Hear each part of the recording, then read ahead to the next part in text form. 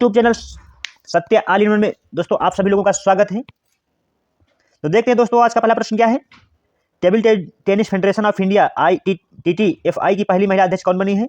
Who has become the first women president of Table Tennis Federation of India TTFI? Option A मेघना Ahlawat, option B PT Usha, option C Shefali Juneja, option D Deepa Malik. तो दोस्तों इसका correct answer क्या रहेगा? Option A मेघना अहलावत। तो दोस्तों बढ़ते हैं इसके नेक्स्ट इंपॉर्टेंट फैक्ट की तरफ। देखिएगा मेघना क्या है दोस्तों? मेघना अहलावत को table Tennis Federation of India TTFI का पहली बार अध्यक्ष चुना गया है, जबकि पूर्व दिग्गज कमलेश मेहता महासचिव चुने गए हैं। पटेल नगेंद्र रेड्डी कोषाध्यक्ष चुने गए हैं दोस्तों। तो लेकर चलते हैं आपको अगले पॉइंट की तरफ। देखिएगा अगला पॉइंट क्या है। TTFI के बारे में जान लेते हैं दोस्तों। इसकी स्थापना कब हुई थी? TTFI दोस्तों TTFI की स्थापना कब हुई थी? 1926 में। यह अंतरराष्ट्रीय टेबल टेनिस महासंघ ITTF का संस्थापक सदस्य है। भारत और दुनिया में खेल के प्रचार में सबसे आगे रहा है।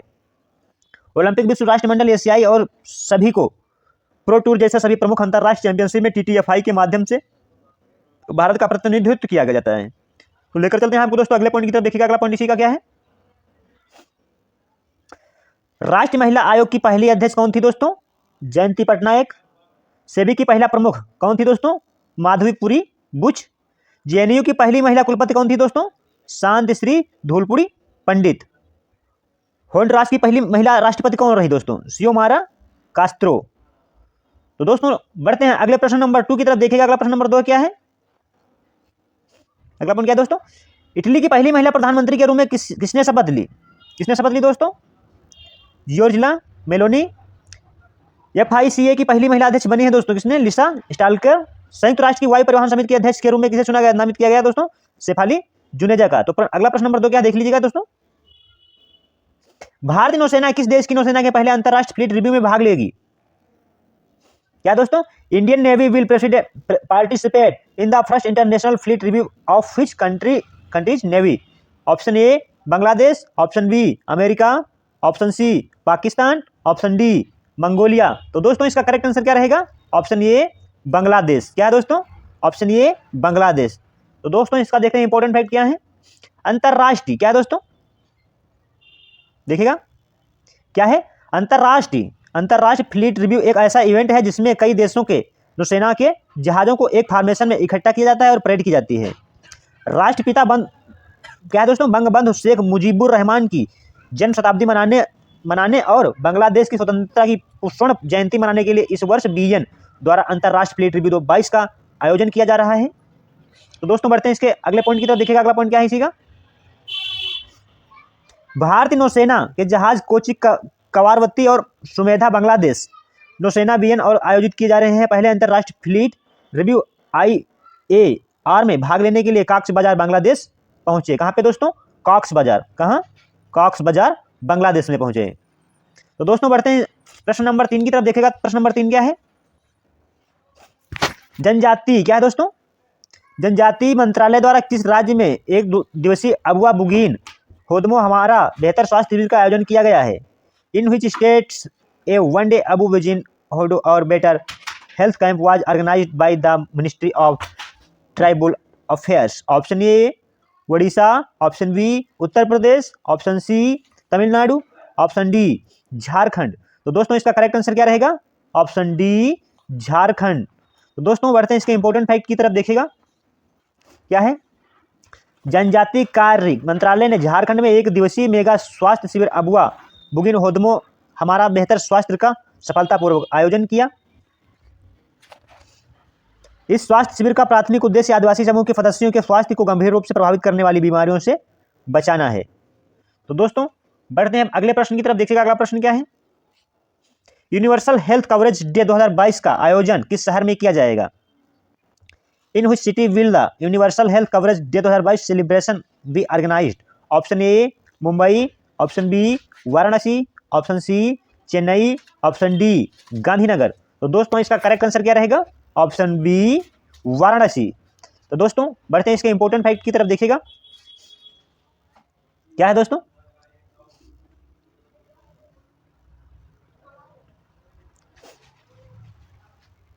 2 दिसंबर को मनाए जाने वाले अंतर्राष्ट्रीय सार्वभौमिक स्वास्थ्य कवरेज दिवस के अग्रदूत के रूप में केंद्रीय स्वास्थ्य और परिवार कल्याण मंत्रालय 10 और 11 दिसंबर 2022 को वाराणसी उत्तर प्रदेश में 2 दिवसीय सम्मेलन सार्वभौमिक कवरेज दिवस UHC 2022 आयोजित किया जा रहा है। इस कार्यक्रम में सभी राज्यों के स्वास्थ्य मंत्रियों के भाग लेने की उम्मीद है। तो दोस्तों बढ़ते हैं अगले प्रश्न की तरफ। देखिएगा अगला प्रश्न क्या है। वाराणसी आयोजन के दौरान उत्तरी भारत के लिए पहला क्षेत्रीय सामुदायिक स्वास्थ्य अधिकारी CHO सम्मेलन आयोजित किया जाएगा। क्षेत्रीय सम्मेलन में उत्तर प्रदेश, बिहार, झारखंड, मध्य प्रदेश और उत्तराखंड की चिकित्सा क्षेत्र से संबंधित सरकारी अधिकारी भाग लेंगे। सार्वभौमिक स्वास्थ्य कवरेज UHC का उद्देश्य सभी लोगों को पर्याप्त रूप से प्रभावी गुणवत्ता वाली प्रोत्साहन निवारक उपचारात्मक और पुनर्वास संबंधी स्वास्थ्य सेवाओं तक पहुंच सुनिश्चित करना है। तो बढ़ते हैं प्रश्न नंबर 5 की तरफ। देखेगा हाल ही में RBI द्वारा रेपो रेट में कितनी बढ़ोतरी की गई है। How which was repo rate hike by RBI recently. Option A क्या दोस्तों, option A 15, option B 18, option C 35, option D 47। तो दोस्तों इसका करेक्ट आंसर क्या रहेगा, ऑप्शन सी 35। तो बढ़ते हैं दोस्तों इसके इंपॉर्टेंट फैक्ट की तरफ। देखिएगा भारतीय रिजर्व बैंक RBI क्या है दोस्तों, भारतीय रिजर्व बैंक RBI ने 7 दिसंबर को अपने प्रमुख रेपो दर या प्रमुख उधार दर को 35 आधार अंकों से बढ़ाकर 6.25% कर दिया ताकि महंगाई के दबाव को कम किया जा सके। यह लगातार 5वां बार है। कितना बार दोस्तों, कितनी बार, 5वीं बार है जब इस साल RBI ने रेपो रेट बढ़ाया है। भारतीय रिजर्व बैंक RBI के गवर्नर शक्तिकांत दास की अध्यक्षता वाली 6 सदस्यीय मौद्रिक नीति समिति MPC ने इस फैसले की घोषणा की है। तो बढ़ते हैं दोस्तों इसके अगले पॉइंट की तरफ। देखिएगा अगला पॉइंट क्या है दोस्तों, देखिएगा महंगाई को नियंत्रित करने के लिए रेपो रेट को बढ़ाना चाहिए या घटाना चाहिए। दोस्तों आंसर कमेंट्स बॉक्स में दें। Repo rate, reverse repo rate में क्या अधिक होता है, रेपो रेट हमेशा अधिक होता है दोस्तों। नगद आरक्षित अनुपात CRR क्या है, लोन देने से पहले बैंक जो धनराशि में RBI के पास रखती है उसे नगद आरक्षित अनुपात क्या कहते हैं दोस्तों, CRR कहते हैं या नगद आरक्षित अनुपात कहते हैं। तो दोस्तों बढ़ते हैं प्रश्न नंबर 6 की तरफ। देखिएगा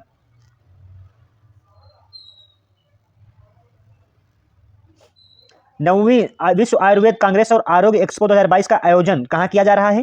where is the 9th World Ayurveda Congress and Arogya Expo 2022 being organised. Option A Goa, option B Uttar Pradesh, option C नई दिल्ली, ऑप्शन डी गुजरात। तो दोस्तों इसका करेक्ट आंसर क्या रहेगा, ऑप्शन ए गोवा। बढ़ते हैं इसके इंपॉर्टेंट फैक्ट की तरफ। देखिएगा क्या दोस्तों, 4 दिवसीय यानी 8 से 11 दिसंबर तक यानी 9वीं विश्व आयुर्वेद कांग्रेस WUC का उद्घाटन 8 दिसंबर को हो गया था। 2022 को पणजी गोवा में केंद्रीय पर्यटन और जहाज रानी राज्य मंत्री बंदरगाह और जलमार्ग श्रीपद नाइक और गोवा के मुख्यमंत्री डॉक्टर कौन है दोस्तों, प्रमोद सावंत की उपस्थिति में हुआ। सम्मेलन का मुख्य उद्देश्य आयुर्वेद क्षेत्र को मजबूत करना है। भारत में हर साल 23 अक्टूबर को आयुर्वेद दिवस मनाया जाता है। तो दोस्तों बढ़ते हैं अगले पॉइंट की तरफ। देखिएगा अगला पॉइंट क्या है, मोबाइल वर्ल्ड कांग्रेस 2022 क्या दोस्तों, बार्सिलोना। 21वें विश्व लेखाकार Congress world Congress of accountants WCOA 2022 कहाँ पे हुआ दोस्तों, मुंबई में। Indian national cartographic association INCA की 42वीं अंतर्राष्ट्रीय कांग्रेस का आयोजन national hydrographic office NHO Dehradun में हुआ। कहाँ पे दोस्तों, NHO देहरादून में हुआ। तो बढ़ते हैं अगले पॉइंट की तरफ। देखिएगा अगला पॉइंट क्या है, drugs controller general of India DGCI ने भारत में निर्मित पहले इबोला वैक्सीन के किस देश को निर्यात की मंजूरी दे दी है। क्या दोस्तों, to which country has the drugs controller general of India यानी DGCI की फुल फॉर्म क्या है दोस्तों, drugs controller general of India approved by expert of the first Ebola vaccine manufactured in India. क्या है दोस्तों, option A Uganda, option B Nigeria, option C चीन, option D Uttar Pradesh. तो दोस्तों इसका करेक्ट आंसर क्या रहेगा, ऑप्शन ए युगांडा। तो दोस्तों बढ़ते हैं इसके नेक्स्ट इंपॉर्टेंट फैक्ट की तरफ। देखिएगा drugs controller general of India DGCI ने serum institute of India SII द्वारा भारत में निर्मित पहले इबोला वैक्सीन के युगांडा को निर्यात की मंजूरी दे दी है। वैक्सीन को SII ने ऑक्सफोर्ड यूनिवर्सिटी यूनाइटेड किंगडम के सहयोग से विकसित किया गया है। तो दोस्तों बढ़ते हैं अगले प्रश्न की पॉइंट की तरफ। देखिएगा इबोला वायरस क्या है दोस्तों, जान लेते हैं इसके बारे में। यह पहली बार 1972 में दक्षिण सूडान और कांगो लोकतांत्रिक गणराज्य में इबोला नदी के पास एक गांव में रिपोर्ट किया गया था। इसलिए इससे क्या कहते हैं दोस्तों, इबोला वायरस कहा जाता है। यह बेहद घातक और जानलेवा है जो एक संक्रमित जानवर, चमगादड़ या अमानवीय प्राइमेट या इबोला वायरस से संक्रमित या बीमार व्यक्ति के सीधे संपर्क से फैल सकता है। तो दोस्तों बढ़ते हैं इसके अगले पॉइंट की तरफ। देखिएगा इसी का अगला पॉइंट क्या है। युगांडा गणराज्य पूर्वी अफ्रीका में स्थित एक क्या है दोस्तों, स्थल रुद्ध देश है। युगांडा की राजधानी क्या है दोस्तों, कंपाला। युगांडा की मुद्रा है दोस्तों शिलिंग। युगांडा के राष्ट्रपति हैं दोस्तों योवेरी मुसेवेनी। तो दोस्तों बढ़ते हैं अगले प्रश्न की तरफ। देखिएगा अगला प्रश्न क्या है, प्रश्न नंबर 8। जैविक विविधता पर संयुक्त राष्ट्र सम्मेलन COP15 का आयोजन कहाँ किया जा रहा है। Where is the United Nation Conference of Biological Diversity COP15 being held. Option A मिस्र, option B Bharat, option C Canada, option D Bharat, sorry option double हो गया है, यहाँ क्या रहेगा, अमेरिका। तो दोस्तों इसका करेक्ट आंसर क्या रहेगा, ऑप्शन सी क्या रहेगा दोस्तों, ऑप्शन सी कनाडा। तो दोस्तों बढ़ते हैं इसके अगले इंपॉर्टेंट फैक्ट की तरफ। देखिएगा जैव विविधता पर संयुक्त राष्ट्र सम्मेलन, जिसे पार्टियों के सम्मेलन COP15 के रूप में जाना जाता है, मॉन्ट्रियल कनाडा में शुरू हुआ। यह COP15 का दूसरा भाग है। पहले भाग की मेजबानी चीन ने 18 अगस्त 2021 को वर्चुअली की थी और दूसरे भाग को फिजिकल मोड में आयोजित किया जाना था, लेकिन इसे बाद में कोविड के कारण चीन से कनाडा में स्थानांतरित कर दिया गया। हालांकि मॉन्ट्रियल में आयोजित COP15 का मेजबान अभी भी चीन ही है। तो बढ़ते हैं दोस्तों इसके अगले पॉइंट की तरफ। देखिएगा अगला पॉइंट क्या है, जैव विविधता पर संयुक्त राष्ट्र सम्मेलन, यह एक बहुपक्षीय संधि है जिस पर 1992 में रियो डी जेनेरिया में पृथ्वी शिखर सम्मेलन के दौरान देशों द्वारा हस्ताक्षर किए गए थे। यह 29 दिसंबर 1993 को लागू हुआ। वर्तमान में 194 देश इसके हस्ताक्षर करता है। पहला COP एक नाउस बहामास 1994 में हुआ था। तो बढ़ते हैं दोस्तों अगले प्रश्न की तरफ। देखिएगा अगला प्रश्न क्या है, किस देश के राष्ट्रपति जो बाइडेन ने, क्या है दोस्तों, जो बाइडेन ने भारतीय मूल की अमेरिकी नागरिक कृष्णा वबिलावा को presidential life time achievement PLA पुरस्कार से सम्मानित किया। Which country president Joe Biden conference of presidential life time achievement PLA award to Indian American citizen Krishna वबिलाला।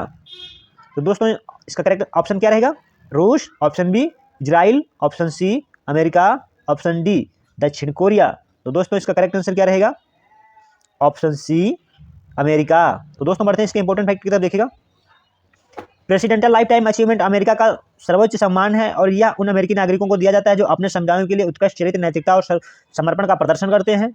86 वर्षीय कृष्णा वबिलाला को मूल रूप से आंध्र प्रदेश से ही और बाद में वह संयुक्त राज्य अमेरिका चले गए। कहाँ दोस्तों, संयुक्त राज्य अमेरिका, कहाँ से, आंध्र प्रदेश से। तो दोस्तों बढ़ते हैं अगले प्रश्न की तरफ। देखिएगा अगला प्रश्न पॉइंट क्या है, हाल ही में जारी फोर्ब्स की विश्व की 100 सबसे शक्तिशाली महिलाओं को सूचित कितनी भारतीय महिलाओं को शामिल किया गया है।